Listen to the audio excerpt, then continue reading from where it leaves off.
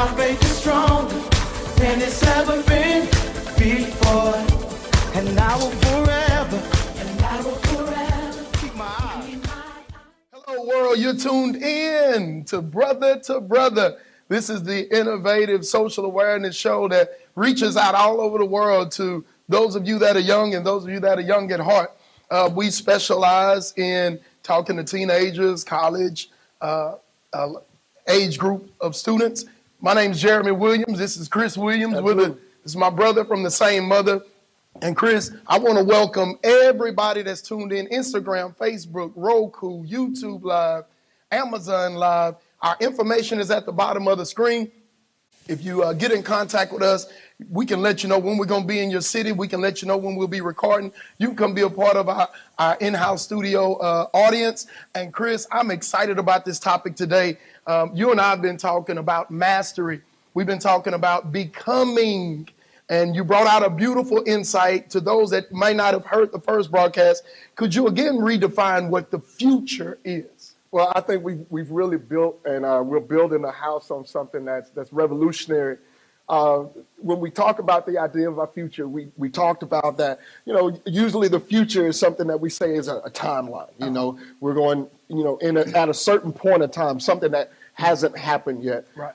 And we found out that to be something that's not true. It's not a full truth, at least, that there is still a measure of time that is going to happen before that you're not experiencing right now. This year will end, this day will end, and we don't know. That end of this day is going to come regardless, 24 hours in every day.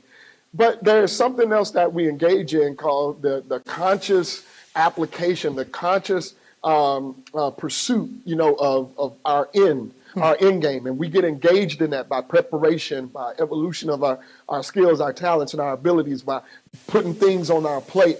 And when you actively engage in that, that's when you can determine or you can experience a future. Jesus said, the Word of God says this. He says, "I have thought about you from the beginning." I'm going to paraphrase it in my own way. He says, "I've thought about you from the beginning," over in Jeremiah. He said, "to bring you to an expected end, to give you a future and a hope." All right. But that hope and that future involves a plan. It involves a purpose. It involves walking some things out. And so we have to get engaged in that process if we really want to participate in the future. Well, it's so easy, Chris, and I've experienced this in my life. I'm sure our audience has experienced this. It's so easy to get caught up in the routine of the day. You wake up, turn the TV on, eat your bowl of cereal, or cereal, that's how we say it in Silsby. Eat your bowl of cereal, you go to work, you go wherever you go, you come home, you eat, you eat the same stuff every day, you see the same people. Even though I remember when, we used to tear the clubs up. Now, my brother and I, we're licensed ordained ministers, but we hadn't always been in church. You know what I mean? We hadn't always had families and wives and that sort of thing. We used to tear the club up. Hey, all right. So even in that, when we would go to those party scenes, we would see the same people. Sometimes they'd have the same clothes on. And it's like, God, I just want to break out. I feel that frustration, Chris. Wherever I go, whenever I'm speaking in churches or wherever, people are frustrated. Yeah. They're frustrated because they want to break out. But mastery and focusing on our future, I think that's the key of breaking out. Oh, man, you can't imagine the amount of frustration. It feels like in some environments that, have you ever, lit in a fire with, I know we have in the country, where you try to get that fire going, so you douse that mug with gasoline. Right. You know what I'm saying? And you really know it's not safe, but you think you're quick enough, to light that match and then, you know what I'm saying? But I remember doing that and burning trash and leaves and stuff. We would do that, and we would throw that match. And all of a sudden you hear this, whoo, you know what I'm saying? It'll just go up, man, and everything will be incinerated, and with your eyelashes are burnt off and everything. Your arms, you're all burnt up. It feels like that we're living in that type of environment right now. It's volatile. It's volatile, man. It's a lot of things happen. It's a lot of things happening. A lot of thoughts, man. A lot of people are unsure, and I think that's because of the level of mediocrity and just status quo that we're dealing with. You know that in the course of the United States, you're a history buff. You know this. Yes. There were more inventions during the 60s and the 70s because people were engaged. You know, our society was engaged. The civil rights movement during that time, man, we put a man on the moon, or, you know, for That's some right. conspiracy theorists, they don't believe, but I don't know. The energy was there. Yeah. All right. And people were moving in the vein of doing better and being better and you breaking out of boundaries and, you know, past things. You know, and in this day and age, the only real innovation that you know a lot of people are dealing with is the latest social media innovation, the latest phone, the latest little thing that you have for yourself. But where's the movement and the mindset for greatness? You know what I'm saying? Where's the momentum that it takes to say, you know what? You know what I'm saying? We can be doing better. You know what I'm saying? And not only can we be doing better in theory and thought, you know what? Let's be better. Let's start walking this pathway out. And that brings down the volatility of a culture. But we're still dealing with that right now. Man, and we see the pattern of mediocrity in the music. We see the pattern of, man, I went to Tyler, Texas. I want to give a shout out to Living the Word Ministries, Pastor Larry Jonigan and Sister Lady Jonigan. I was there this past Sunday. Chris preached there. And on my way to Tyler, it was about a 3.5 hour drive, beautiful drive.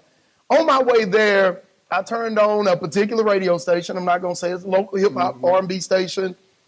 And I could not tell the difference from when one song began and one song ended because they all sounded alike. Yeah. Some of them even had the same beats, the same rhythms. They were the same tempo. Yeah. The voices of the singers and the rappers sounded alike. There was no fluctuation in pitch. Yeah. And I believe, Chris, right now that there are people that are watching this broadcast and they feel that same, they're getting caught in that low. Yeah. So bring us to mastery. Well, I like that point, and you know, and since we are real, you know, we're gonna be talking the way that we talk, and I believe it's intentional that we have our songs, that our mainstream media is you know, we're in this point in time where it's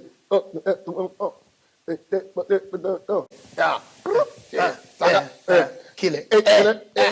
and you know, even though it's catchy, but the lyrics, there's no words. No you know, words. there's no articulation of a thought.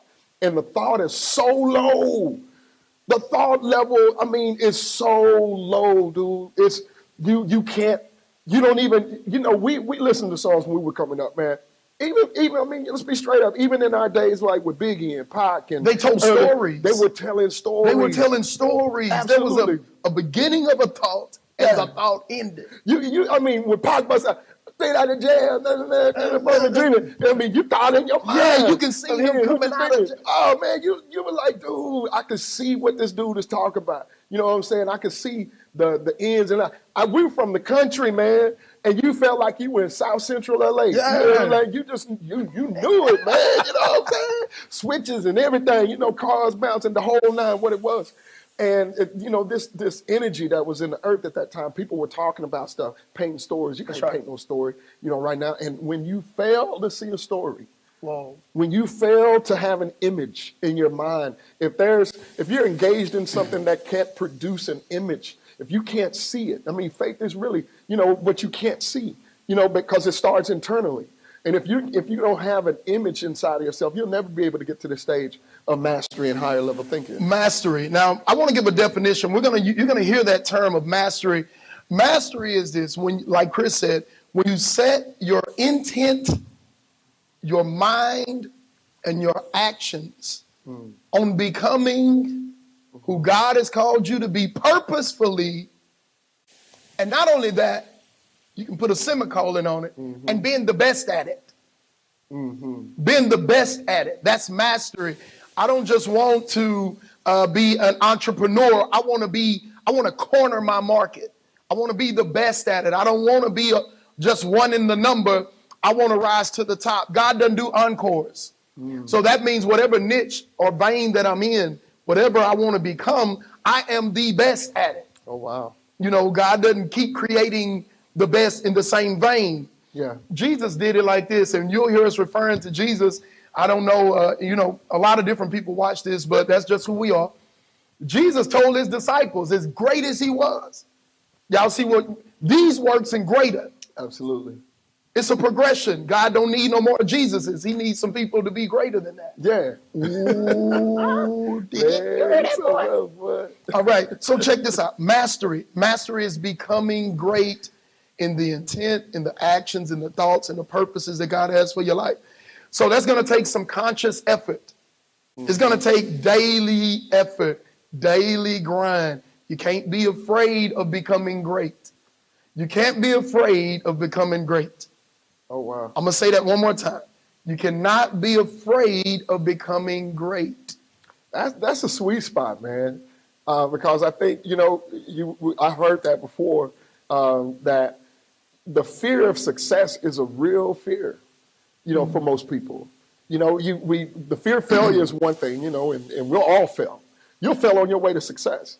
But sometimes, man, you can have such an impactful, dynamic vision about your life, and it can scare you. It really make you afraid of doing that thing because something's going to happen. In order for you to get there, you're going to be exposed. You know what I'm saying? Your weaknesses and your strengths will be exposed. Your uncomfortable moments, they're going to be exposed. Things that you know and things that you do not know are going to be exposed and tested.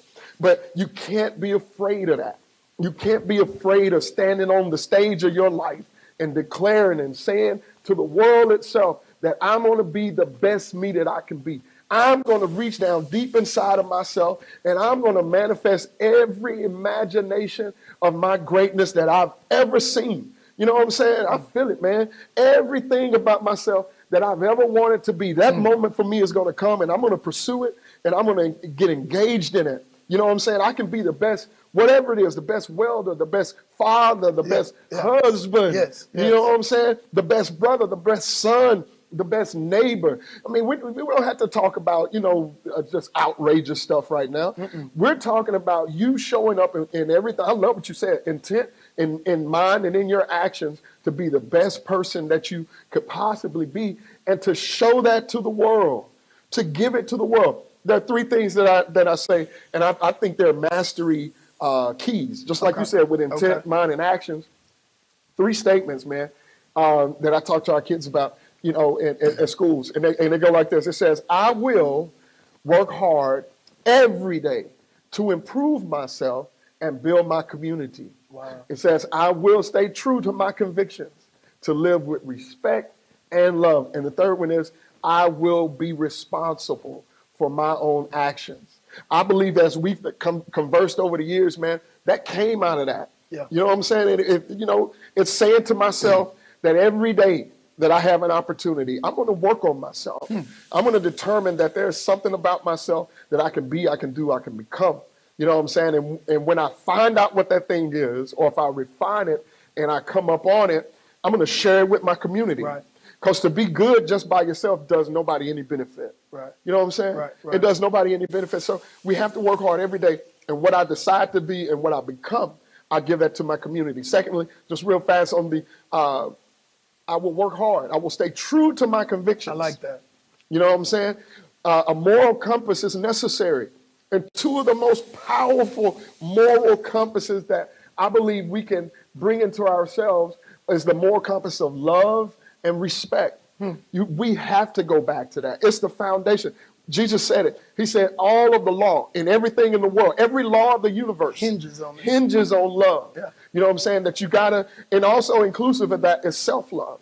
He says, love your neighbor as you would love yourself.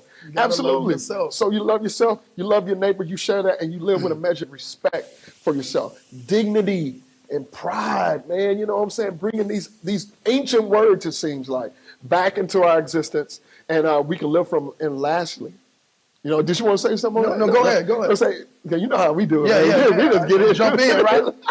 But and lastly, that I will be responsible for my actions. I've never lived in a day. We've never seen a day like this where everybody else is responsible for the thing that you decide to do. Right. You know what I'm saying? It's everybody else's fault for the thing that you decided to do.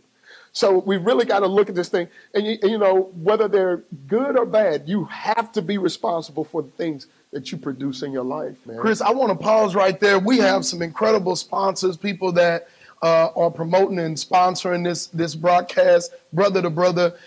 Get in touch with them. You'll see their information on the bottom of the screen as well. And if you want to be a part of this audience, if you want to get in on the conversation, we want to encourage you to do that. Now, Chris, you made a very, very, very powerful statement. You said you cannot be afraid of becoming successful, that fear of success. And then you said the picture that's before you, becoming that, it can be a fearful thing. Yeah. I wanna stop right there. As we talk about mastery, as we talk about you waking up every day to become great, the first thing in mastery that we did, and I can speak from our perspective, is that we made a vision board. We got magazines, we got pictures, we got exposure. We went to events that were out of our pay grade. Y'all get what I'm saying? We went to events, we went to conferences where the ticket might be $100 to get into the conference, and we would go to those conferences with $110. You remember that? Like, you ain't gonna eat. We gonna So we gonna give $100 to get in the conference. We got $5 to eat at one point, and then the other $5 we go on the way home. We'll get some pork skins or something like that, pork rinds. But after we got the picture, after we got exposure, after we started meeting people that we wanted to pattern our lives after, preachers, one of your mentors, mentoring. Yeah. That's a great point, bro. Mentoring is so important to mastery. Who's mentoring you right now? Yeah. Right now. Okay. Is it the OG in your hood? Is it your uncle? I mean, is it a coworker that has a nice car and you want to be like, I want to drive like him? You don't know nothing about his life. Who's your mentor? Yeah. So we got a picture of what we want in our life to look at. That's point number one. Number two, we found mentors to help us get there. Who are some of your mentors? They varied over the years, depending on what stage of life I'm in. Some of my earlier mentors were Les Brown. We really had a good relationship and getting introduced to him. I've had non-famous people as mentors, people that I just like how their life turns out. Yeah. You know what I'm saying? If you can get close to them, close enough to just see, how are you making decisions? How are things affecting your life? What are you doing in this? When you wake up, every moment that I've had an opportunity to, quote unquote, meet somebody that's famous, I ask them, what do they do every day? Yeah. You know what I'm saying? Who was that you met? He was in the bathroom or something. You rolled up on him like, break yourself. Give me all the information. all the knowledge. I've done that many times, even in the bathroom. Hey, man. Hey, man, how you doing? But I think it's an important question. I've never gotten caught up in fame and fortune. I believe that everybody wakes up in the morning and put their pants on the same way. But the thing that makes them different is you have to understand, what do you do every day? Oh. Yeah, what are you doing? You know what I'm saying? Because I don't want to just, I think in a mentor relationship, I love when you say that, because if you can get close enough to somebody, you can't be mentored by people from the stage. That's the performance. You know what I'm saying? You got to be mentored. You got to catch them in practice. Oh, man. Oh, that's a sweet spot right there. If you want to be, let's talk about athletics. You're an athlete. If you want to see how great a person is, you catch them at practice. In practice. You catch them in the preseason when the lights are down, you know what I'm saying? And they're not in the stadiums, you know what I'm saying?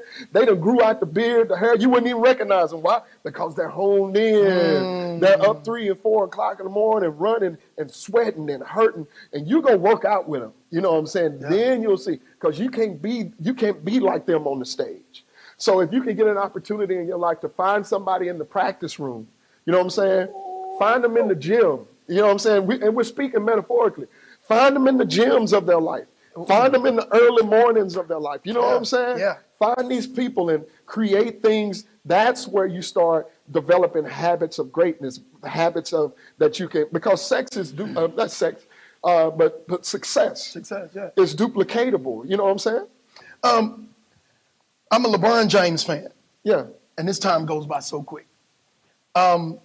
I've noticed something in the workout films, and we're going to get back to mentoring. Make sure you need to be making a list right now of who mentors are.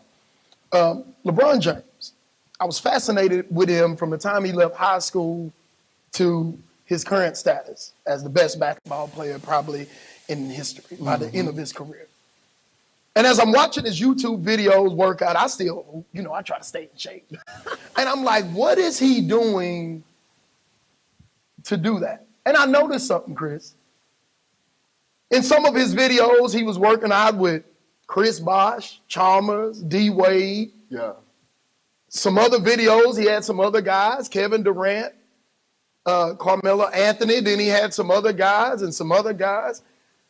And I noticed that every time he worked out, the same people in the last video wasn't in the next video, and the next video, because I believe that at some point they said, LeBron, you are crazy. I mean, your workout is extreme. He works out 3 times a day. Yeah. They asked Michael Phelps, how did you win gold medals? I'm a Michael Phelps fan. Yeah, absolutely. He said, I went and watched the gold medal swimmers work out.